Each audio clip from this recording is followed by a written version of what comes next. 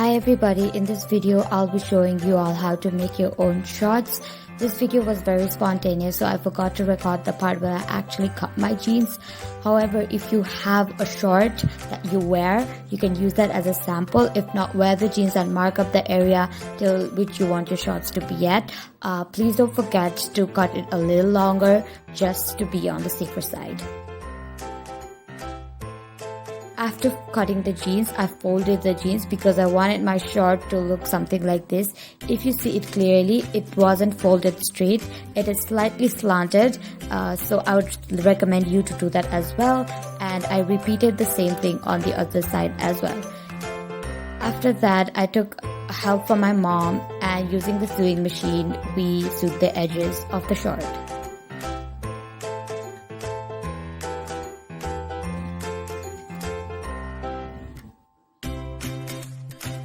After sewing the short, you are ready to flaunt your self-made short this summer.